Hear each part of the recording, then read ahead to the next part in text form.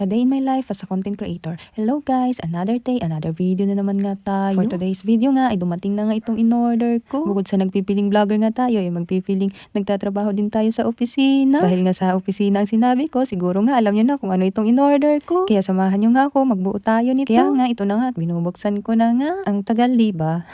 Charla. Naiinip ka na ba? Wait ka lang dyan ha. Tulungan nyo akong magbuo nito. At ito na nga, sa wakas ay nabuksan ko na. Ang gagawin ko na nga ay ilalabas natin ang mga parts nito. At dahil nga ay pira-piraso nga itong inilagay sa box. Dahil hindi nga naman kayang ilagay ang buo nito sa isang box. At nang mailabas ko na nga ang lahat ng parts nito, ay hindi ko na nga nakunan ng video yung pagbuo ko nito. Makikita nyo nga, umupo na nga ako dito para buuhin na nga ito. Pero tumayo nga lang ulit ako kasi naisip ko saka ko na lang i-video. Kalipas nga ng 10 oras ng pagbuo ko sa kanya, ito na nga siya. Grabe, ang ganda nga niya. Aesthetic nga siya guys. Kaya kung gusto nyo nga umorder nito ay nasa block up ko nga lang siya. Dito nga pinaikot-ikot ko nga lang itong upuan na to para nga makita nyo ng ayos. At syempre itatry nga din natin siyang upuan kung ayos ba. At ito nga nare-recline pa nga yung upuan na to. Pwede kang magpahinga kapag pagod ka na. Tapos dito nga pwede nga natin siyang itaas. I-adjust yung taas ng upuan at pwede din nating ibaba. Sabot lang ng ating mga paa. Tapos kapag nangangalay na nga yung paa mo, pwede mo nga itong ilabas at ipatong yung paa mo dyan. At pwede ka nga rin magpaikot-ikot. Gaya ng pagpapaikot niya sa'yo. Haha, charla. So yun lang, the end of the story. Maraming salamat sa panonood. Bye!